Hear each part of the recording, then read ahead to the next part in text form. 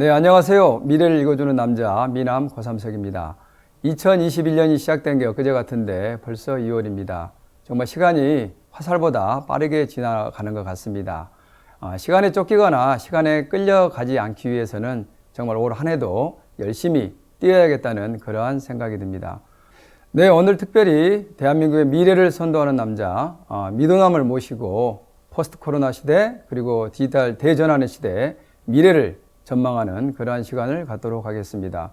오늘 우리에게 소중한 정보 그리고 앞으로 우리가 이제 어떻게 미래를 대비해야 될지 그 미래로부터 메시지를 또 가져오신 오늘의 주인공을 소개합니다. 대한민국 국회의 대표적인 정책통입니다. 냉철한 지략가로 그렇게 평가를 받고 있는 분입니다. 정치인을 넘어서 정치가를 꿈꾸는 남자, 대한민국의 미래를 선도하는 미도남 이광재 의원을 모셨습니다. 네, 어서 오십시오. 안녕하세요. 네, 반갑습니다.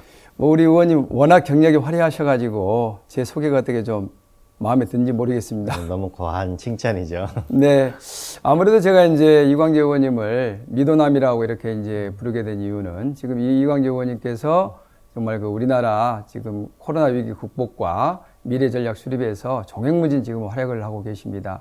특히 이제 민주당의 K 뉴딜 위원회를 지금 맡고 계시는데 지금 본부장 역할을 하고 계시지 않습니까? 예, 예. 네, K 뉴딜에 대해서 좀 예, 예. 소개를 해주시면 좋겠습니다. 이 코로나는 이제 치료제와 백신이 나왔기 때문에 대략 올해 말에는 끝나지 않을까. 그러면 코로나 이전과 이후는 근본적으로 다른 사회가 올 거라는 겁니다. 우리 미국의 케네디 대통령이 결국 달나라 프로젝트를 하게 되면서 그 프로젝트를 하면서 미국이 GPS나 컴퓨터나 마우스를 개발하면서 전대미무한 강대국이 됐거든요. 네, 맞습니다. 우리는 이제 미래를 향해서 디지털 그린을 향해서 그 미래를 준비하는 그런 것이 그 K-뉴딜 위원회입니다. 네. 오늘 뭐 이제 그 K 뉴딜과 관련한 그 활동은 이제 많이 이제 말씀하실 기회가 있는 것 같고요. 네. 그에 앞서서 아무래도 이제 시청자들께 인간 이광재를 좀 소개하는 그러한 시간이 좀 필요한 것 같습니다. 네. 좀 괜찮으시겠죠? 아, 좋죠. 네네. 자, 미도남 이광재 프로필 탐색 지금부터 본격적으로 한번 시작해 보도록 하겠습니다. 1965년 2월 28일 강원도 평창에서 태어났습니다. 7남매 중 장남이시더라고요. 네, 맞습니다. 네, 형제도 많으시고 네. 아무래도 시골이다 보니까 고향에 대한 특별한 추억이 좀 있으실 것 같습니다. 예. 전 고향하고는 평창인데 농촌이었거든요. 네. 근데 어렸을 때 잊지 못할 기억이 있는데 이제 우리 누나랑 저랑 이제 부잣집에 TV를 보러 갔는데 그 집에서 저희를 이제 못 보게 내쫓았죠. 네. 그래서 우리가 울고불고 집에 오니까 아버지가 TV를 샀어요. 네. 그래야지 마루에 TV를 놓고 동네 사람들을 다 불러서 네. 거기서 이제 멍석 깔고 감자 삶고 옥수수 이러서 같이 봤는데 그때 제가 많이 느낀 게 왜 어떤 사람은 가난하게 태어나고 어떤 사람은 어렵게 살아가느냐. 네. 뭔가 인간이 노력하면 인생이 바뀌어야 되는 거 아닐까. 그런 생각이고 또 하나 그때 봤던 드라마가 열어라는 드라마였어요. 네, 그렇죠. 네. 그래서 일제시대 때 핍박받는 그걸 보면서 그때 역사 공부를 하면서 왜 우리나라 이렇게 역사적으로 어려운 일을 많이 당할까. 네. 그런 어떤 제 삶을 형성한 근본을 만든 데가 평창이고 또 올림픽을 유치한 곳이기도 하죠. 네. 학생 시절 그리고 이제 청년 시절 들어서 이제 대학을 졸업하시고 1988년에 국회의원 노무현 의원의 보좌관으로 이제 국회에 들어가셨죠. 네. 그리고 이제 참여정부 청와대 국정상황실장 그때가 30대셨죠. 38살이었죠. 네, 참 대단하십니다. 그리고 이어서 17대, 18대 국회의원 하셨고 또 이제 강원도 최연소 도지사를 그때 하신 걸로 제가 알고 있습니다. 45살 때죠. 45살이에요. 예, 참 대단하십니다. 그리고 이제 이후에 이제 여시제 원장으로서 대한민국의 국가 비전과 미래 전략을 짜는 일에 또 오랫동안 또 전념하셨습니다. 그리고 드디어 이제 지난해 21대 총선을 통해서 다시 국회로 복귀를 하셨는데 참 이 경력이 화려하시거든요. 그런데 보면 그 중에 가장 애착이 가는 그러한 어떤 역할이 있었던 것 같습니다. 또 어떤 걸 가장 애착이 가시나요?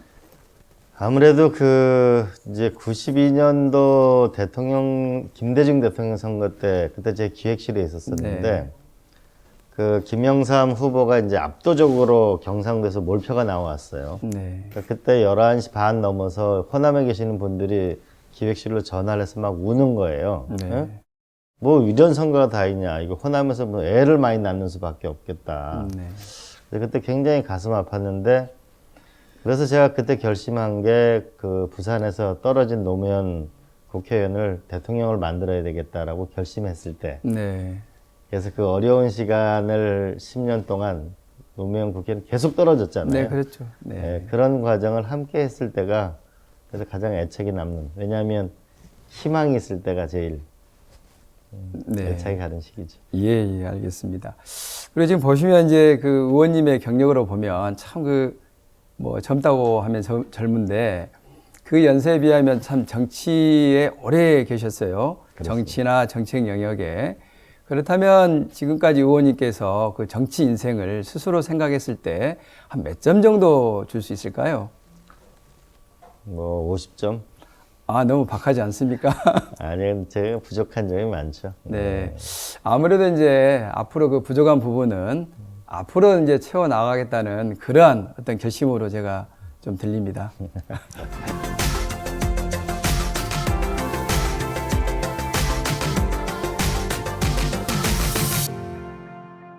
자, 첫 번째 토크의 키워드는 백만학도입니다. 의원님 혹시 뭐 짐작이 가시나요? 어떤 얘기 나올지? 옛날 학교 다닐 때 학생운동 할 때 얘기죠. 네네. 뭐 궁금해 하시는 분 또 그리고 모르시는 시청자분들이 있으실 텐데 좀 백만학도에 대해서 직접 조금 설명을 해주시면 좋겠습니다. 제가 이런 얘기하면 우리 아들이 아빠 그 얘기는 6.25 전쟁 얘기하는 거하고 비슷한 거예요. 이렇게 네. 얘기할 수도 있지만 대학교 들어왔을 때 당시 이제 전두환 정권 시절이었습니다. 네. 그때 전부 학생운동 하는 것이 학교마다 뿔뿔이 있었는데 네. 백만학도라고 이제 전국에 있는 대학교 학생들의 일종의 기관지죠, 학생운동에. 네, 그게 최초로 만들어진 것이고 거기서 제가 이제 편집장을 해서 왜 우리가 학생운동을 해야 되고 왜 전두환 정권과 맞서 싸워야 하고 네. 새로운 나라를 만들어야 되는가 그런 거를 쓸 때였죠. 네. 사실 이제 편집장이라고 그런다면은 대단히 이제 중책이지 않습니까? 네. 비교적 이제 어린 나이에 그런 중책을 맡으셨을 때 상당한 그 부담감도 좀 있으실 것 같습니다. 그래서 구체적으로 이제 그런 어떤 그 당시에 어떤 생각 그리고 또 역할들 이것도 조금만 더 자세히 말씀해 주시면 좋겠습니다. 그때 뭐 이제 서울대학교나 연세대학교나 각 대학에서 이제 나와서 회의를 해서 이제 우리가 앞으로 어떻게 해나갈 건지를 정하는 거였는데요. 네. 그게 최초로 생긴 이제 전국적인 조직이고 어쨌든 이게 그 정말 경찰 당국에서 제일 싫어하는 네. 이 홍보물이 나가는 거기 때문에 이것이 만약에 발각되고 하면 이게 전국 학생운동 조직이 심대한 타격을 받는 거였잖아요. 네, 그때는 그렇죠. 고문도 굉장히 심했을 네, 때고 맞습니다. 그래서 그 조직이 와해되는 거에 대한 공포감 네. 또 어쨌든 이 일을 수행해 나가야 된다는 절박감 뭐 그런 것들이 교차할 때죠. 네. 아무래도 이제 1980년대를 이제 살아온 분들은 뭐 학생운동이나 민주화운동은 정말 숙명 같은 그러한 이제 일이었지 않습니까? 그런데 제가 이제 듣기로는 아무래도 의원님께서는 그 학생운동이나 이런 쪽에 좀 발을 들이는데 좀 주저했다. 또 의도적으로 좀 멀리 하려고 했다는 그런 얘기까지 제가 들은 적이 있는데 혹시 예. 어떤 사연이 좀 있으신가요? 제가 어쨌든 그 시골의 7남매 중에 제가 장남인데 네. 제가 연세대학교 입학할 때 그 뭐 플래카드도 붙고 그랬는데 근데 제가 이제 전학을 원주로 왔어요. 네. 중학교, 고등학교 자취 생활을 했는데 당시 원주는 제야의 메카였어요. 지학순 그렇죠. 네, 주교님과 맞습니다. 김지아 선생님, 박경래 선생님 전부 제가 중고등학교 때 만나 뵀던. 네. 그러니까 제가 대학교 가면 이 데모를 하게 될 것 같은 숙명 같은 느낌? 네. 근데 만약 데모를 하게 되면 내가 7남매 장남인데 이 시골의 부모님의 가져서 낙담함. 네. 그래서 내가 사회를 위해서 봉사활동은 하지만은 내가 데모는 하지 말아야지 네, 이런 네. 생각을 해서 대학교 가서 야학 교사 생활은 하는데 네. 데모를 가급적 안 하려고 그랬죠. 네, 네. 그 제가 알기로는 이제 그 우리 이광재 의원님께서 그 2002년 대선 때 노무현 대통령님이 이제 광주에서 정말 그 노풍을 불러일으켰지 않습니까? 그래서 다들 그때만 이제 이광재 의원님하고 광주의 연이 시작된 걸로 그렇게 알고 있는데 학생 시절에 뭐 광주하고의 특별한 연 그리고 이제 추억이 있다고 제가 들었습니다. 예, 제가 이제 그 원주에 있다 보니까 80년 광주에서 무슨 일이 일어나는지, 그러니까 눈으로 보진 못했지만 그 참혹함은 충분히 예상할 수 있었습니다. 네네. 제가 박정희 대통령이 돌아가 있을 때 중학교에서 교문을 나서는데 교문 밖에 탱크가 있었거든요. 네. 그리고 80년 얘기가 들려오는 걸 보면서 이게 근데 내가 거기 가야 되는데 참 용기가 없었던 거죠. 네. 그래서 대학교 시험을 쳐놓고 12월 24일 날 그 친구들하고 같이 이제 이거 광주를 왔었어요. 네. 그래서 당시 이제 그때 이게 찍은 네. 사진들이죠. 응? 그때 네. 이제 조선대학교? 네네. 그 예, 조선대학교로 보입니다. 조선대학교고요. 네. 그때 왔던 전남대학교? 네. 네, 호수. 네. 전남대학교 호수. 네네. 그렇습니다. 근데 그때 이 금남로나 시내에서는 참 그 뭐 많은 일을 할 수 없었고, 그래서 내가 이제 그 어쨌든 빚을 졌잖아요. 네네. 그래서 그런 것이 참 마음에 많이 와닿죠. 네네. 결국 이제 부채의식이 크죠. 그래서 네. 그때 또 인연이 20년 뒤에 광주에서 또 이제 노풍을 또 일으키셨습니다. 그러죠. 그때 82년 12월에 왔을 때 그 광주에 대한 부채의식. 이제 그런 것이 아마 92년 김대중 대통령 선거를 치르면서 내가 노무현 대통령을 이 갈라진 나라를 하나로 만들어야 되겠다는 생각을 하게 된 거. 또 그 네. 10년 뒤에는 2002년에 노무현 대통령이 여기서 후보로 탄생됐을 때 그런 거는 어떻게 보면 제가 어렸을 때부터 가졌던 꿈, 네. 그런 부채의식, 이런 것이 광주에서 꽃을 피는 어쨌든 너무나 멋진 날이었죠. 네네. 학창 시절을 이제 거치면서 이제 대학을 졸업하고 이제 23세 나이로 국회에 이제 입성하게 됩니다. 여기에서 정말 이제 이광재 의원님께서 그 운명 같은 그런 만남을 갖게 됩니다. 두 번째 키워드 먼저 영상으로 만나보겠습니다.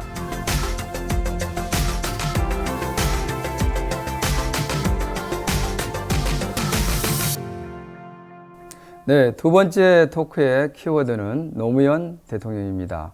네, 이광재 의원께는 정말 뗄래야 뗄 수 없는 그 운명 같은 그러한 이제 존재입니다. 오랜 시간 가장 가까이에서 노무현 대통령을 모셨을 텐데 언제 처음 만나셨습니까? 이제 학생 운동을 본격적으로 네. 했죠. 그래서 이제 백만학도하고 이제 전국 수배를 받았어요. 그래서 네. 그때 부산으로 가게 됐어요. 아, 네. 근데 그때 처음 만난 분이 지금 김해에서 국회의원 하는 김정호 의원이에요. 네. 그래서 그때 만났고 그 뒤에 결국 이제 투옥이 됐습니다. 네. 투옥이 되고 이게 눈을 가리고 이제 끌려가는데 이게 어디로 가는 걸까? 근데 결국 이제 남영동 대공분실에 갔다가 네. 이제 결국 이제 감옥 생활을 하고 나왔는데 네. 이제 당선자인 노무현 국회의원 쪽에서 연락이 왔죠. 네. 이제 그때가 이제 23살에 그렇죠. 첫 번째 만남이셨지 않습니까? 그렇습니다. 네. 네. 그 노무현 대통령께서 어떤 말씀을 하시면서 좀 보좌관을 좀 해달라 이렇게 좀 제안하셨는가요? 그때 저는 정말 어렸을 때잖아요. 근데 그 서울 시내 한 호텔에서 만났는데 네. 그 저를 정말 이렇게 감동으로 이끌었던 거는 나는 정치를 잘 모른다. 네. 근데 역사 발전에 도구로 써달라. 네. 그 말씀이 저를 굉장히 가슴을 뛰게 했고 네. 네. 더 놀란 거는 그 차 사시는 거하고 여기서 한 명만 그 결정을 하실 네. 거고 나머지의 비서실 구성에 전권을 저한테 줬어요. 네. 네. 어떻게 보면 황당하잖아요. 네, 그렇죠. 네, 그 쉽지 않은 네, 그래서 결정입니다. 지금 그때 제가 추천했던 운전하는 친구는 제 친구인데 네. 지금도 아직 봉화마을에 네, 네. 있습니다. 예, 그래서 그때 팀을 짜고 그러다 보니까 제가 너무 나이가 어리니까 네. 주로 선배들로 했고 또 그래서 월급을 전부 n분의 1로 나눠가지고 좀 더 숫자를 많이 해서 함께 노력을 했는데 그때 첫 해에 청문회라는 걸 맞이하게 됐고 네, 네. 또 그것도 또 운명 같은 시간들이었죠. 네. 참 이제 그 유광재 의원님께 그 노무현 대통령님과의 만남은 정말 운명 같은 그런 만남이었지 않습니까? 첫 번째 이제 그건 정치적 만남이라고 할 수 있는데 사실 지금까지 이렇게 이제 인연이 이제 계속 되고 있지 않습니까? 이제 대통령님께서는 안 계시지만 여전히 우리 유광재 의원님 가슴 속에는 노무현 대통령님이 살아 계시는 것 같고요. 그렇다면은 국회의원이나 대통령, 즉 정치인으로서 노무현이라는 분 외에 인간 노무현에 대해서 정말 존경하고 좋아하시는 것 같다는 저 느낌이 듭니다. 예, 어떠신가요? 그 매력적인 분이죠. 그 네. 노무현 대통령. 제가 가장 그 정말 가슴에 확 와닿던 거는 이제 우리가 변호인에 나오는 좋은 집으로 이사를 갔잖아요. 네. 근데 갔는데 저 딸아이가 갖고 있던 인형이 너무 낡아가지고 그걸 이제 버리고 새로 사다 주면 될 거다. 네. 이렇게 생각 이사를 가셨는데 계속 그 낡은 인형을 달라. 네. 그래서 이제 그 인형을 먼저 살던 집에 와서 낡은 인형을 되찾으면서 네. 내가 생각하는 거하고 우리 딸이 생각하는 거하고가 다를 수 있구나. 네. 그래서 인간은 다르다. 네. 그런 말씀을 하시면서 인간 한 인간이 얼마나 존엄한가, 네. 가치 있는가. 노무현 대통령의 많은 연설을 보면은 인간의 존엄과 가치가 왜 존중돼야 되는가를 얘기하거든요. 네. 네. 저는 그런 면이 그리고 그 인간의 존엄과 가치를 짓밟는 것에 대해서 분노하는 것이 진정한 사랑이라고 얘기하는 그런 인간적인 면이 가장 좋고 네.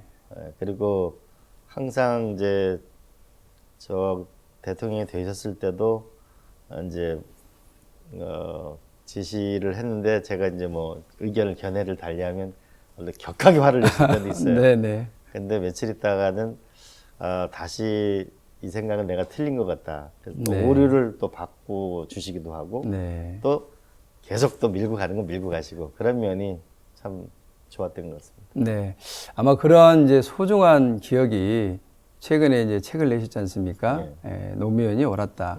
아마 이 책을 내게 된 계기가 아닌가 이렇게 생각을 해봅니다.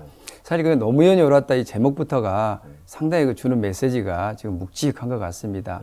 이 책에서는 이제 어떤 내용을 좀 담고자 하셨습니까?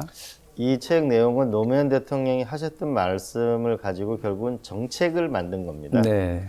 우리가 이번에 코로나도 극복한 게 결국은 말이 아니고 우리가 신속 진단을 하는 거, 네.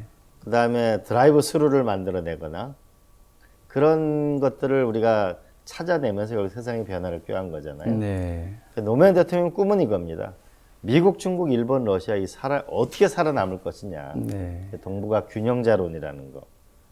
또 하나는 결국은 경제력은 기술력에서 나오는데 어떻게 하면 기술에서 혁신적인 국가가 되느냐. 네. 경제력을 그렇죠. 갖느냐.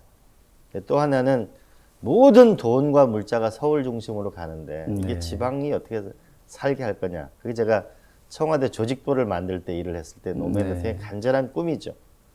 그리고 우리가 김대중 대통령의 꿈은 정의가 강물처럼 흐르지만 71년도 장충당 유세에서 결국은 남북 문제를 언급을 하잖아요. 네, 그렇습니다. 네. 근데 지금도 결국 우리는 이 남북 문제를 풀어야 되잖아요. 네. 그럼 결국 미국, 중국 문제를 함께 풀어야 되는 것. 맞습니다. 네. 그러면 그런 시대적 과제를 저도 풀고 대한민국의 동시대인이 같이 풀자라고 한 일종의 정책 설계서죠.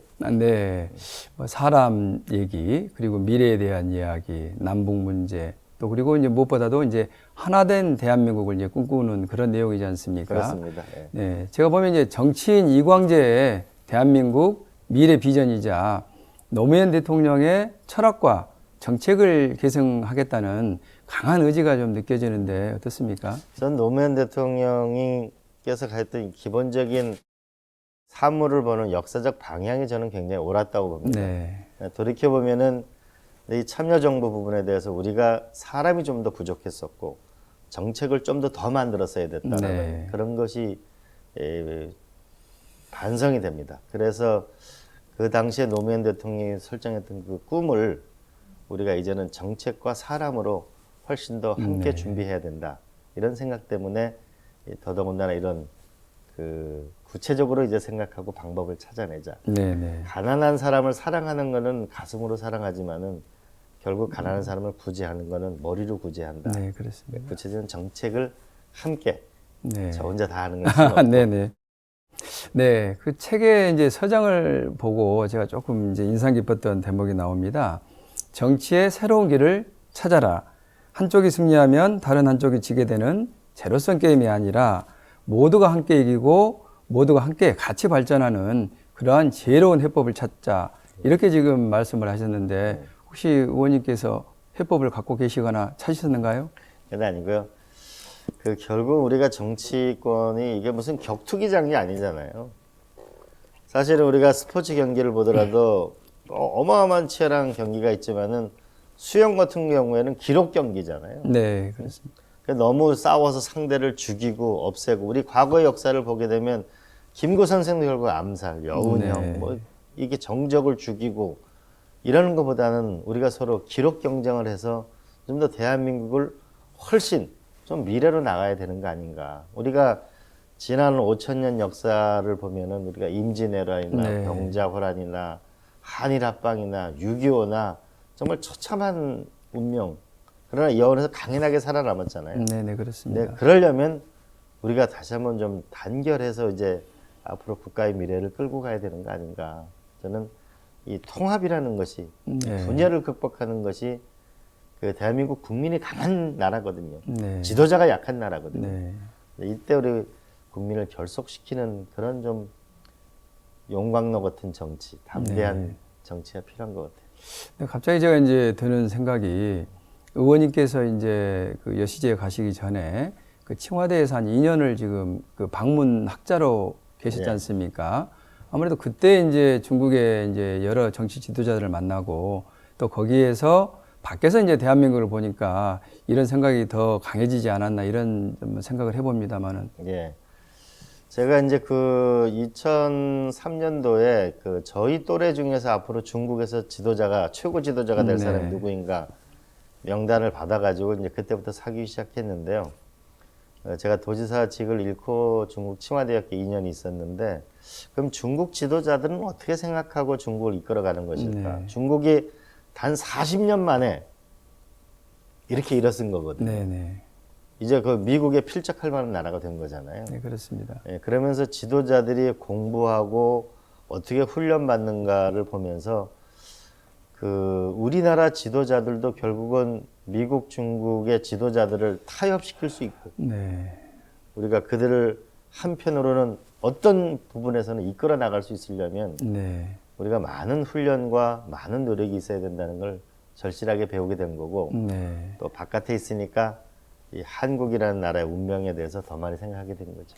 아무래도 이제 그때 그 깨달음 때문에 그러신지 모르겠지만 이제 새로운 시대에는 새로운 과제가 이제 등장을 하고요. 이걸 해결하기 위해서는 새로운 보수, 새로운 진보가 이제 등장해야 된다. 이렇게 지금 말씀을 또 하셨지 않습니까? 네. 대단히 의미심장한 말씀 같습니다만은 혹시 그것에 또 뜻을 좀 한번. 우리가 지금 결국은 그 정치의 본질에 가장 중요한 게 국민의 먹고 사는 문제를 해결하는 건데 네.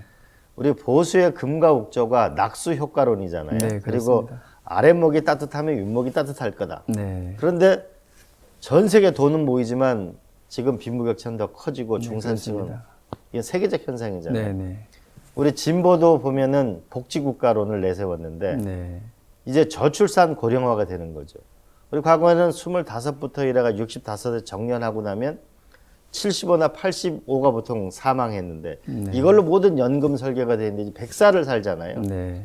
그럼 65살에 정년하고 나면 100살을 살면은 그리고 저출산이 되면 세금 낼 사람은 적고 세금 쓰는 기간이 길어지는 거죠. 네, 그렇습니다. 그러니까 복지가 축소되는 거죠. 그렇기 때문에 오늘날 기본소득부터 해서 뭐 다양한 그 국민의 뭔가 안정된 삶을 위한 노력을 하잖아요. 네, 네, 그렇습니다. 근데 이제 이 보수 진보의 새로운 틀을 깨고 새로운 경제 질서를 일한 만큼 대가받고 함께 성장하고 함께 공존하는 이런 새로운 시스템을 짤 때가 됐다고 저는 봅니다. 네. 과거를 버려야 미래로 갈 수 있다. 이번 네. 코로나가 보여주잖아요. 이제 비대면 사회라는 게 네, 그렇습니다. 그리고 확실히 다른 사회가 오는 거죠. 네, 의원님께서 이제 그 책을 통해서 많이 정리해 주셨습니다만은 실은 이제 그 지난 그 박근혜 대통령 탄핵 때부터 해서 그 이후로 여야를 막론하고 또 진보와 보수를 막론하고 노무현 전 대통령님을 소위 뭐 소환했다. 그분의 생각, 철학 이러한 이제 말씀들까지도 지금 많은 분들이 거론을 하고 있지 않습니까? 물론 당연히 한 시대를 앞서간 이제 지도자였기 때문에 그분의 말씀 이런 것들이 정말 중요한 한마디 한마디가 중요한 것 같습니다만은 지금 이 시대에 그리고 우리 사회에 가장 필요한 메시지가 있다면 어떤 내용일까요? 저는 그 노 대통령 돌아가시고 나서 봉화마을에서 한 몇 달 동안 먹고 자고 하면서 그 묘역, 네, 내가 돌아가신 노무현 대통령한테 내가 정말 죄송스럽게 해드릴 일은 없고 이 묘역을 내가 조성해야 되겠다라고 해서 한 몇 달 동안 봉화마을에서 먹고 자고 네, 거기 이제 박석 있는 많은 분들의 글을 제가 친히 받으러 다니고 네. 제가 직접 그러면서 그 과정을 겪으면서 어떤 분들이 봉화마을 오면서 서민들이 많이 오는 걸 제가 알게 됐어요. 네. 결국은 이 서민들이 힘들 때일수록 노무현 대통령을 네. 서민 대통령을 더 그리워하는구나라는 생각 하나 하고 네. 또 하나는 노무현 대통령이 이 정의로운 사회에 대한 강력한 네, 그렇습니다. 갈망과 도전이 있었잖아요. 네. 그런 우리 사회에 대한 새로운 공정한 사회를 꿈꾸는 사람들의 또 하나의 희망으로서 이렇게 네. 찾아오는 것 같아요. 네, 네. 아무래도 아직 그 노무현 대통령께서 그 말씀하셨던 그런 세상, 그리고 이제 그분이 어떤 꿈꿨던 그런 우리 사회가 아직 도래하지 않았기 때문에 많은 분들이 노무현 대통령님을 그리워하고 또 그분 말씀에서 미래로 가는 해법을 찾으려고 하는 것 아닌가 하는 그런 그렇죠. 생각이 듭니다. 우리가 그 김대중 대통령께서 71년도에 그 장충당 공원에서 남북 문제를 얘기하셨단 그렇죠. 말이에요. 네. 그 노무현 대통령도 동북아 균형자론을 얘기하고 남북 화해론을. 네. 지금 문재인 대통령도 정말 굉장히 노력하잖아요. 그 네, 미국하고 북한하고 이 사이를 중재하려고 노력하는. 그러나 아직도 이 70년의 분단의 이 장벽을 못 넘고 있지 않습니까? 네, 그렇습니다. 네. 우리의 시대적 과제는 그 민주당사 보면은 우리 김대중 대통령, 노무현 대통령 이렇게 함께 사진이 있는데 네. 그리고 문재인 대통령 이어진 이 남북의 문제 하나만도 굉장히 지난 역사가 필요한 거죠. 네, 그렇습니다. 우리가 공수처 하나만도 그렇죠. 네. 우리 김대중 대통령도 광주에서 결국 사형 언도를 네, 받았잖아요. 그렇습니다. 노무현 대통령도 굉장히 불행해지셨고. 어려운, 근데 우리가 공수처가 하나가 26년 만에 된 겁니다. 네, 그렇습니다. 큰 역사의 장을 넘긴 거죠. 역사라는 게 그렇게 한 번에 이루어지는 게 아니고 수많은 사람들의 도전과 또 새로운 도전과 희생과 분투한 노력 그런 결과로 이루어지는 거고 노무현 대통령이 그 꿈은 아직 이루어지지 못하는 것입니다. 네, 우리는 네. 함께 노력해야만 그리고 그것이 나중에 성공해서 역사가 됐으면 좋겠어요. 네, 저도 공감합니다.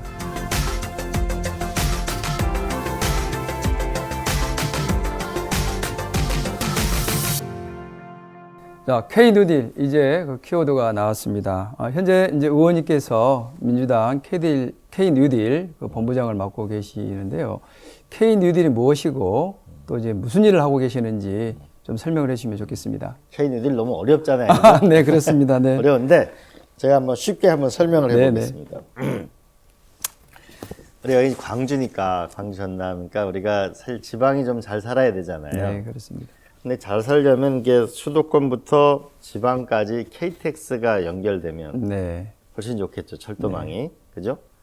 더 나아가서 우리가 이 워싱턴부터 뉴욕까지가 이제 시속 900km짜리 철도를 하는데 지금 현재 한국이 개발한 게 450km짜리가 있거든요. 네. 그럼 광주까지 1시간 이내에 오잖아요. 네. 이 빨리 철도망을 그린 뉴딜로 해나가야 된다. 네, 그렇죠. 네. 근데 요번에 코로나를 보니까 이번에 많은 부동산 때문에 어려운데 집에서 일을 많이 하잖아요. 네, 네, 그렇습니다. 근데 집에서 있는 시간이 150%가 늘어났답니다. 네, 집에서 일을 해야 되는데 그러면 집을 크게 키울 수가 없잖아요. 네, 그럼 집에서 일할 수 있는 데가 있어야 되는데 네, 그러면 공유할 수 있는 스마트 오피스가 있어야 되죠. 네, 네, 그다음 두 번째로는 좋은 아파트에 사는 아이들은 오랫동안 비대면 교육을 할 수 있었는데 네, 집이 좀 어렵거나 낡은 곳에 있는 아이들은 공부하기 어려웠던 거죠. 네. 그러면 교육이 가능해야죠. 네, 그렇습니다. 그러니까 많은 부모님들의 이거 초등학교 1학년은 12시 되면 집에 오고 4, 5, 6학년은 3시 넘어서 오니까 아이를 좀 종일 돌봐줬으면 좋겠다라는 네. 그런 것이 되면 좋겠죠. 네, 그렇죠. 네. 네? 그리고 또 하나는 연세 드신 분이 이번에 코로나 때 보니까 대부분 양로원에서 많은 일들이 네, 생겼습니다. 그렇습니다. 보니까 근데 양로원에 가면은 자식으로 봐서는 불효하는 것 같고 네. 또 어른 입장에서는 서운하고 근데 막상 양로원에 가면은 비용도 세단 말이죠. 네, 그렇습니다. 그러니까 이번에는 그분들을 모시고 오자. 네. 근데 보니까 지금 현재 아파트나 보면 70%가 집에서 넘어져서 골절상을 네, 그렇죠. 네. 왜냐하면 대부분 다 타일로 돼 있으니까 네. 마루 바닥이 그러니까 이제는 이분들을 1동, 2동, 3동은 아들하고 손주가 살고 네. 옆 동에는 연세 드신 분들 의료 문제를 해결하는 네. 그런 현재 일과 주거와 일, 네. 교육, 네. 돌봄, 건강까지 함께 할 수 있으면 이게 디지털과 그린 우리 내 삶의 뉴딜이 되는 거죠. 네, 네, 그래서 그렇습니다. 이제 보면은 쉽게 얘기하면 이런 네. 거죠. 네. 준비를 많이 일도 하고 해주셨습니다. 돌봄도 있고 건강도 있고 네, 결국 이런 것이 거창한 것 같지만 결국 우리 삶을 본질적으로 바꾸는 네. 그래서 부자든 가난한 사람이든 우리가 편한 집 걱정 없이 편하게 살 수 있는 것 네. 그리고 이곳 지방까지 만약 광주 목포까지 우리가 1시간 30분 내에 들어올 수 있다면 네. 그럼 훨씬 더 행복한 미래가 있을 거라고 보죠. 그래서 네. 우리는 이 어려운 시대일수록 케네디 대통령이 이렇게 얘기했습니다. 어려운 시대일수록 멀리 보고 과감한 도전을 해라. 네. 그래서 우리는 과감한 도전을 해야 합니다. 네, 디지털이라는 맞습니다. 네. 그린이라는 위대한 도전을 통해서 저는 새로운 미래를 여는 적어도 국력으로 독일을 넘어설 수 있는 도전을 해야만 미래가 있다고 봅니다. 네. 방금 이제 좀 설명을 하셨습니다만은 이제 K 뉴딜, 그 한국판 뉴딜 아니겠습니까? 이제 이게 사회적 안전망 구축을 토대로 디지털 뉴딜과 그린 뉴딜을 양대 축으로 이제 추진을 하는 걸로 제가 알고 있습니다. 잠깐 소개를 해주셨습니다만은 지금 디지털 뉴딜과 그린 뉴딜에서 좀 핵심적인 그런 사업들을 몇 가지만 좀 소개해 주시면 좋을 것 같습니다. 디지털 뉴딜이라고 보면 쉽게 생각해 보시면은 요번에 이제 우리가 광주 지역에 보면 아이들의 학력이 굉장히 현저히 낮습니다. 네. 그런데 정말 이거는 우리가 좋은 교과서나 좋은 선생님이 있어야 되잖아요. 네, 그렇습니다. 그래서 대한민국에 있는 전체 도서관에 있는 그 모든 책들을 전부 디지털로 만들고 KBS, EBS에 있는 것들을 전부 디지털로 만들어서 학교 교실, 학교 선생님까지 전부 공급해서 저도 공부를 할 수 있는 데서 어려움이 없도록 네. 예를 들면 교육 하나만 하더라도 네. 그런 변화를 꾀하는 거죠. 네, 네, 그렇습니다. 예. 그다음에 그린이라고 하면은 우리가 광주 같은 경우 이런 거죠. 네. 보면은 이 결국 우리가 저기 신안 앞바다에 결국 앞으로 전기의 시대가 오는데 네. 이 신안 앞바다에 우리가 약 48조 원을 들여가지고 풍력 에너지를 만드는 네. 거죠.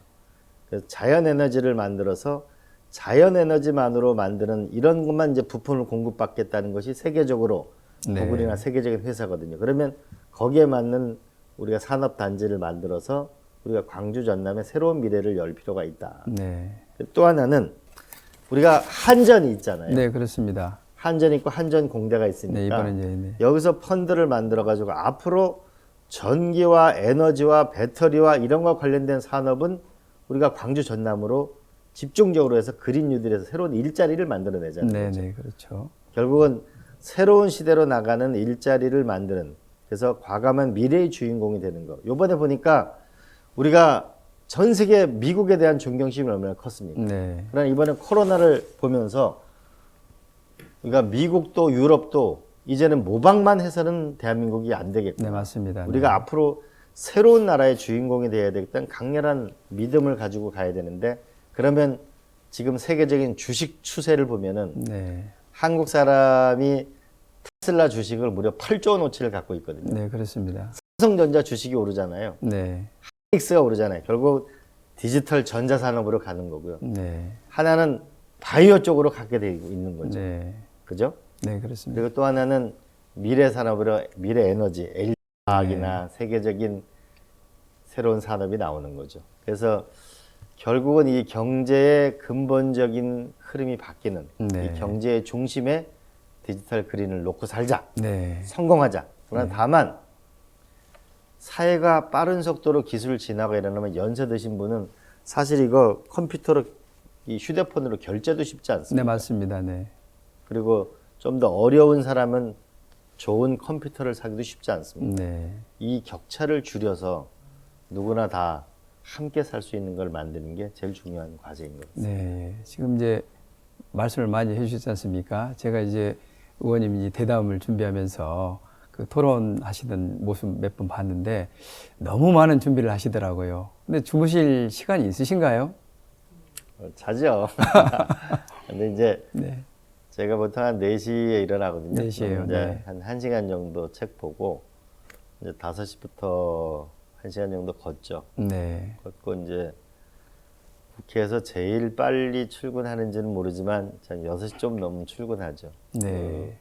사실 국회의원이라는 게 출퇴근이 자유로운데 네, 제가 그렇습니다. 왜 그러냐면 마음의 부담감 때문에 그러죠. 네. 제가 이번에 국회의원 출마할 때 보니까 코로나 때문에 장사 안 되는 분이 너무 많아요. 네, 그렇죠. 지금 이 시간도 너무 힘들고 그래서 제가 어쨌든 저도 국가의 세금으로 사는 사람이잖아요. 네. 4년 계약직 공무원이잖아요. 네. 그래서 제가 최선을 다하려고 하죠. 그래서 네.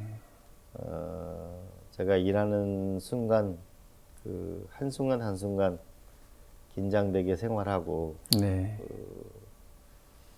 고통받는 분들에게 최선의 도움이 되려고 정말 진지하게 노력하려고 하죠. 네. 뭐 이제 그 디지털 뉴딜 뭐 이 얘기를 하지 않더라도 사실은 이제 이미 4차 산업혁명, 지능정보화혁명이 시작이 되었었고 또 코로나19 이후에 이게 더욱더 이제 가속화되는 것 같습니다. 그렇습니다. 그런데 이제 앞서 이제 의원님께서도 말씀하셨습니다만은 과연 이 디지털 뉴딜을 통해서 어떤 성과가 나오면 이제 국민들은 내 삶이 어떻게 달라지지 먼저 이렇게 생각을 하시거든요. 네. 그러니까 이제 혁신도 사람 중심, 그리고 디지털 뉴딜도 사람 중심의 그러한 어떤 뉴딜이 돼야 되는데, 이제 이러한 어떤 그 디지털 뉴딜을 통해서 구체적으로 우리의 삶은 어떻게 달라진다고 보십니까? 우리 쉽게 얘기하면 우리가 이제 휴대폰 생긴 스마트폰 나온 지 네. 10년 됐거든요. 근데 스마트폰 없이 지금 살아가기 쉽지 않지 않습니까? 그렇잖아요. 네. 이제 스마트폰으로 우리가 그 배달의 주문도 하고 결제도 네. 하고 이렇게 이제 해나가는데 결국은 우리가 에디슨이 처음 나왔을 때 그 전자레인지, 세탁기, 냉장고, 소위 가전 시대를 열었거든요. 네, 그렇습니다. 그게 처음 나왔을 때 많은 분들이 그러면 말 키우던 사람, 청소하는 사람 이 23개의 직업이 사라진다 그랬거든요. 네. 근데 그 뒤에 훨씬 많은 직업이 나왔거든요. 네, 네. 그러니까 예를 들면 우리가 디지털 부분에 우리가 스마트폰 하나에서만도 네. 삼성전자가 그 애플 정도의 회사가 되려면 5만 3천 명의 소프트웨어 인력이 필요합니다. 네, 네. 만약에 우리가 대한민국에 있는 전체 도서관에 있는 것을 전부 디지털로 바꿔서 아이들에게 옛날 동화전과 나누듯이 전부 편안하게 쓰려면 엄청난 일자리가 나옵니다. 네, 그렇죠. 네. 그리고 또 하나는 방송국에서 네. 아시겠지만 지금 많은 분들이 아이들 영어 교육에 막 50만 원부터 100만 원, 200만 원까지 쓰잖아요. 네. 그런데 저는 이렇게 생각하죠. 미국, 유럽처럼 KBS, MBC 모두 나오는 드라마에 내가 더빙 영어로 보려면 영어로 보고 중국어로 보려면 그렇죠. 중국어로 네. 보고 스페인어로 보면 스페인어로 많이 볼 수 있으면은 대한민국 국민들이 아마 전 세계에 가장 많은 외국어를 잘할 수 있는 나라가 될 거거든요. 네, 네. 그렇습니다. 그걸 우리가 디지털로 서비스를 해주면은 과외비는 확 내려갈 거고 네. 싱가포르보다 더 우리가 전 세계 언어를 잘할 수 있는 나라가 되는 거죠. 그래서 네. 디지털이라고 하는 건 시간과 공간을 뛰어넘게 만드는 네, 그리고 네, 그렇죠. 무한정 복사가 가능하기 때문에 네, 맞습니다. 저는 오히려 더 어려운 사람들이 새로운 미래로 진입할 수 있는. 그래서 쉽게 생각하면 방송통신대학은 현재 학비별로 돈을 내잖아요. 네. 그렇게 하지 말고 옛날 음악 다운로드 하나씩 받듯이 하듯이, 예, 한 과목씩 우리가 듣게 해주거나 예. 네, 네. 전 세계 최고의 석학의 강의를 가지고 무한정 공부를 할 수 있게 해주는 난 이런 것에 디지털 뉴딜을 해나가면 교육과 일 부분에서 네. 저기 우리가 목포에서도 신안에서도 강원도에서도 대전에서도 우리가 살면서도 서울 못지않은 삶을 살게 하는 것. 네. 그것이 저는 디지털 뉴딜의 그린 뉴딜의 가장 핵심이라고 봅니다. 네. 지역의 격차를 뛰어넘고 계층의 격차를 뛰어넘게 하는 거죠. 네. 근데 이러려면 굉장한 교육에 국가가 막대한 노력을 해줘야 되는 거죠. 네, 네, 그렇습니다. 그래서 국가 발전에 그 가장 중요한 게 첫째도 교육, 둘째도 교육, 셋째도 교육. 저는 늘, 그렇게 봅니다. 네, 이렇게 말씀을 하시죠. 국력은 경제력에서 나오고 경제력은 기술력에서 나오고 기술은 교육에서 나옵니다. 네, 대한민국이 오늘 여기까지 오게 된 거는 내 자식이 나보다 나은 인생을 살 수 있다면 모든 것을 던질 수 있는 게 부모님인데 네, 그게 결국 교육이었잖아요. 네, 그렇습니다. 이제 더 많은 교육에 네, 이제 부잣집 아들이 더 많은 교육을 받아가지고 더 신분 상승이 일어나는 격차가 일어나는 사회가 아니고 이제 개천에서 용나는 게 아니고 네, 온 마을에서 대한민국 방방곡곡에서 용이 날 수 있도록 사회를 만드는 게 디지털 리더의 꿈이고 그게 제가 강원도 네. 평창 아, 출신인 네, 네. 제가 야학교사를 하면서 왜 가난한 사람도 열심히 살면 운명을 바꿀 수 있는 그 시스템을 만드는 게 저는 디지털 뉴딜이고 그린 뉴딜은 이제 네, 우리가 마스크 없이는 미세먼지 때문에 못 살아가는 이제 그런 세상이 네. 만들지 말고 좀 더 깨끗한 에너지로 지구를 지키고 네. 우리가 성경에 보면은 과거에는 물로 심판하다가 나중에는 불로 심판한다는 말이 있잖아요. 네, 그렇습니다. 기후 변화라는 게 네, 그렇죠. 그런 거 아닐까 네, 싶어요. 네, 예. 그래서 이제는 지구와 더불어 살아가는 그런 것이 그린 뉴딜이라고. 네. 이제 디지털 뉴딜이나 이렇게 이제 혁신적인 기술이 뭐 공장이나 이제 생산 현장에 들어서면 이제 일자리 문제 때문에 많은 분들이 이제 걱정을 하시는데 또 그리고 지금 실업난이 또 심각한 사회 문제지 않습니까? 뭐 그거에 대해서도 지금 잘 설명해 주신 것 같습니다. 여기에 좀 덧붙여서 아무래도 의원님께서 지금 의정 활동의 상당 부분들을 청년들을 이제 그 배려하는 그런 정책을 좀 많이 개발하고 있으지 않습니까? 그래서 좀 청년들한테 좀 하나의 좀 메시지를 좀 주시면 좋을 것 같습니다. 예. 저는 지금 대학교 보면은 치과 대학이 굉장히 유명하잖아요. 네. 근데 결국 이 인간에게 있어서 이 건강한 치아는 굉장히 중요하잖아요. 그러면은 전남 이 조선대학교에 있는 치과대학을 최대한 키워야 네. 그래서 많은 임플란트나 이런 산업이 생겨날 수 있겠죠. 네, 네, 그렇지 그렇습니다. 않습니까? 네. 우리가 결국은 미국의 실리콘밸리는 스탠포드 대학이 있기 때문에 생기는 거고 네, 그렇죠. 네. 결국은 하버드나 MIT 대학이 있기 때문에 결국은 바이오 산업이 생기는 네, 거잖아요. 맞습니다. 그러니까 전남대학교 앞으로 돈의 물꼬를 대학교로 초등학교, 중학교, 고등학교로 대대적인 투자를 해나가야만 된다. 네. 그래야만 예를 들어서 우리가 호남대학교가 식품영양학과가 좋다고 한번 네. 생각해 봐요. 그럼 우리가 이탈리아 볼로나에 가보면은 많은 그 대한민국의 1년에 당뇨병 환자가 어마어마하게 많습니다. 네. 그럼 만약 광주에 오게 되면은 대전에 오게 되면은 아 여긴 당뇨병에 좋은 식단을 제공할 수 있다라고 하면 네. 일자리도 생기고 대학생도 도움이 되겠죠.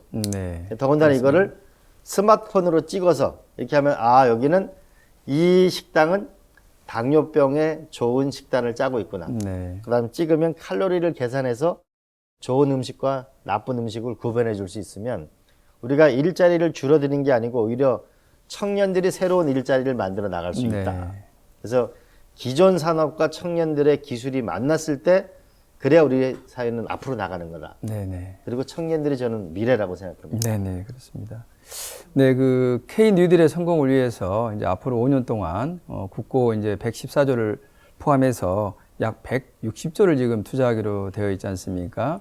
뭐 일부에서는 지금 5년 동안 너무 좀 촉박하게 지금 계획을 잡는 거 아니냐. 또 다른 한편에서는 계획들이 좀 추상적이어서 이거 성과를 낼 수 있겠느냐 하는 이러한 어떤 우려도 있는 게 사실입니다. 그렇다면 아무래도 이제 선택과 집중을 좀 해야 되고 현 정부 임기를 감안한다면 현 정부에서 매듭 지을 것과 다음 정부에 이제 또 넘겨야 될 것들이 좀 있는 것 같습니다. 그에 대해서는 어떤 계획을 갖고 계십니까? 예를 들면 저도 이번에 그 뉴딜 본부장을 하면서 이제 과감하게 좀 핵심적인 사업에 집중해서 성과를 내려고 합니다. 네. 예를 들어서 우리가 5G망을 전국적으로 깔려면 32조 원 정도 들어갑니다. 네, 그렇습니다. 물론 민간이 투자합니다. 그런 걸 좀 속도감 있게 해줘야만 네. 우리 지방도 빨리빨리 산업의 미래를 꾀할 수 있거든요. 네. 그다음에 두 번째로는 이제 우리가 그 당장은 없지만 미래에 좀 획기적인 미래를 열 수 있는 것. 네. 예를 들어서 우리가 하이퍼 튜브라는 그 뉴욕에서 워싱턴까지 가는 1000km짜리 이런 거를 미래 기술에 투자를 하고 나면 굉장한 지금 한국에선 쓸모가 별로 없지만은 네. 전 세계 수출 상품이 되겠죠. 네, 이번에 또 제안을 하셨죠. 네. 이번에 그러면 목포까지 20분이면 오잖아요. 네, 네, 그렇습니다. 그다음에 또 하나는 그 요번에 메디라는 그 우리가 백신이 나왔는데 네. 이거는 정말 인류 제약 회사가 아닌데 네. AI를 이용해서 아, 네. 임상 실험을 했는데 보통 임상 실험 6, 7년 걸리고 돈이 어마어마하게 드는데 이걸 11개월 만에 끝내면서 세계적인 화자급의 회사가 됐습니다. 네. 우리가 광주도 AI로 우리가 살아가려고 한다고 네, 하잖아요. 맞습니다. 이제 그렇게 앞으로. 되면 네. AI 반도체가 되든지 네. 여기에 뭔가 핵심적으로 성공을 하든지 아니면 AI에 관련된 임상 실험 같은 걸 국가가 하나 지원해가지고 네. 바이오 산업에 먼저 획기적인 미래를 열든지 이런 좀 더 미래지향적이면서도 현실적인 것을 좀 과감한 투자가 있어야 됩니다. 근데 네. 이거를 하려면은 막대한 투자가 있어야 돼요. 네. 그러기 위해서 저는 네, 그렇죠. 뉴딜 펀드를 하자. 네, 맞습니다. 과거 우리가 재형저축을 할 때는 25% 수익을 줬거든요. 네. 국민들한테. 이제 지금은 그 정도는 아니지만 은행에 맡겨도 사실 돈이 안 되잖아요. 네. 그러면 저는 국가가 미래의 뉴딜 펀드에 투자를 하시면 네. 수익도 하는 주는 펀드를 만들자. 네. 예를 들면 저 태백산의 가덕산 풍력 프로젝트는 네. 주민들이 투자하면은 대략 7% 수익을 얻습니다. 네. 괜찮잖아요. 네, 그렇습니다. 그래서 광주에 있는 서남해안 해상풍력에 저는 여기에 국가도 투자하고 민간도 투자하고 주민도 투자해서 미래 에너지도 얻고 수익도 얻는 그렇게 되면 선순환 사회가 되는 거 아닌가 싶습니다. 네, 네. 뭐 자연스럽게 이제 의원님께서 말씀하셨는데 뉴딜 펀드 뭐 사실 그 제안은 이제 의원님이 하셔가지고 네. 정부에서 전격적으로 이제 수용을 했지 않습니까? 네. 그리고 대통령님도 그렇고 이제 의원님도 이제 맥 종목의 상품에 지금 저 투자를 한 걸로 지금 제가 알고 있습니다. 아무래도 일반 이제 시청자들께서 K 뉴딜 펀드에 대해서 아직 조금 이제 낯설어하는 것 같습니다. 앞서 이제 설명을 하셨습니다만은 시청자들에게 좀 필요한 정보를 좀 주시면 좋을 것 같습니다. 지금 대한민국이 그 1년에 500조의 세금을 씁니다. 근데 국가가 갖고 있는 국민연금, 국민들이 노력하는 것이죠. 네. 퇴직연금, 교원공제기금 이런까지 다 하면 1970조 원을 가지고 있습니다. 네. 대기업이 갖고 있는 돈이 900조 원을 가지고 있습니다. 근데 우리 서민들이 살기 힘들잖아요. 네, 그렇습니다. 이거를 과감하게 미래로 투자하는 데 쓰자. 그리고 또 나아가서 국민들이 워낙 금리가 낮기 때문에 이런 미래에 투자를 하게 되면 최소한의 세제 혜택을 줘서 은행에 맡기는 것보다는 좀 더 안정적이고 이익이 날 수 있도록 저는 미래로 함께 가는 거. 네, 네. 그 뉴딜 펀드를 제안을 했고 3월 달 되면 본격적으로 출시가 될 겁니다. 네, 그래서 네. 이렇게 해서 한편으로 나갈 필요가 있고요. 네.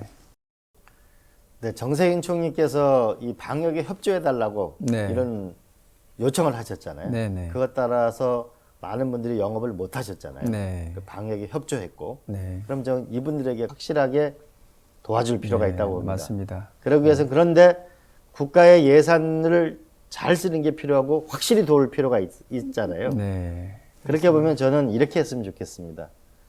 그 첫 번째로는 일본에서 많은 분들이 이제 은행 이자와 독촉이 들어오는 부담이 큰 네, 거잖아요. 네. 그렇죠. 네.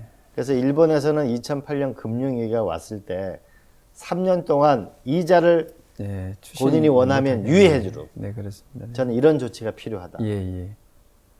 그리고 두 번째로는 지금 많은 대학생들이 학자금 대출을 받았는데 이걸 못 갚으면 신용불량자가 네, 되는 그렇습니다. 거잖아요. 이거 유예해 줘야 된다. 네, 네.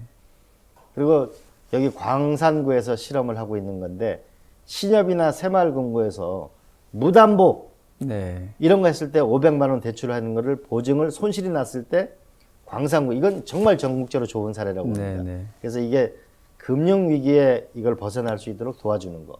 두 번째로는 우리가 국가가 여러 가지 노력을 아직 안 되고 있는데요.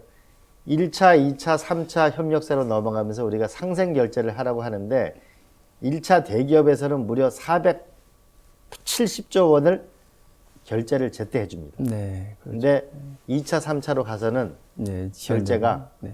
5%도 안 해줍니다. 네. 그러다 보니까 몇십 일짜리 어음을 받으니까 힘들잖아요. 네. 저는 이거를 빨리 은행이 나서서 상생 결제를 해주면 중소기업도 굉장히 도움이 될 것이다. 네. 그러면은 국민들은 상대적으로 좀 더 안심할 수 있을 거라고 보고요. 그리고 빠른 시일 내에 더 많은 검사를 통해 가지고 음성자를 빨리 찾아내서 영업 활동을 하게 하는 네네. 그걸 만들고 최종적으로는 이제 4차 재난지원금이 아니고 재활지원금으로 좀 과감한 네. 지원을 해서 좀 국민들이 웃었으면 좋겠습니다. 네, 예. 방금 이제 잠깐 말씀하셨습니다마는 아무래도 이제 K 뉴딜이 이제 성공하고 또 우리나라가 그걸 통해서 세계적인 선도국가로 되어가기 위해서는 지금까지도 이제 코로나 그 관리를 잘했습니다마는 결국은 코로나를 이제 신속하게 극복하는 게 이제 우선 아니겠습니까? 뭐 백신도 이제 개발돼야 되지만 백신이 또 모든 걸 해결하지 못하기 때문에 이제 감염 이제 전파를 차단을 해야 됩니다. 요즘 제가 이제 계속 뉴스를 접하는데 우리 의원님께서 거의 저 신속 PCR 검사 거의 전도사처럼 아주 그 많은 이제 홍보 활동도 하고 정책 수립을 위해서 노력하시는데 그것 좀 잠깐 말씀해 주시면 좋겠습니다. 지금 이제 결국 이제 과학인데요. 이제 진단 방법이 굉장히 늘어나고 있습니다. 네. 그러니까 임신 진단하는 것처럼 해서 하는 것부터 PCR까지. 근데 가장 높은 수준이 PCR인데요. 예일대학에서 이 신속 PCR을 해가지고 학교 문을 열었죠. 네. 그다음에 얼마 전에 뮌헨 공항이나 히드로 공항 같은 경우에는 35유로를 더 주면은 30분이면은 신속 진단을 해줍니다. 우리나라도 이 기술이 나오기 시작하고 있습니다. 그러면은 여주시에서 실험을 했는데요. 네, 그렇죠. 네. 우리가 신속 진단하면 코로도 하고 그다음에 침까지 뱉어서 53분이면 나옵니다. 네. 그러면은 음성 환자라고 딱 해주면 이거 가지고 카드하고 핸드폰에 해주면은 가게 가서 딱 대면은 네. 출입이 가능하다면은 영업 활동이 가능하잖아요. 네, 그리고 그렇습니다. 며칠 전에는 오일장을 열었거든요. 네, 네. 그 아울렛도 열었고. 네. 그래서 저는 이걸 해야 되는 건데 이게 정확성이 중요한 거죠. 네, 그렇죠. 아무래도 네. 네, 그러겠죠. 정확성 네. 부분에 이제 좀 더 우리가 더 노력을 해야 되고 네. 그런 정확성 부분이 확인되어지면 우리가 이제 직장 회사 몇천 명씩 근무하는데 신속 PCR 하면 일주일에 한 번씩 하면 되거든요. 네. 그러면은 경제 활동을 우리가 좀 활발하게 그렇죠. 해나갈 수 있고요. 네. 그러면 저는 이 시스템을 전 세계 공항에 다 팔자. 네, 네, 맞습니다. 그래서 한국의 위상을 다시 한번 높이자.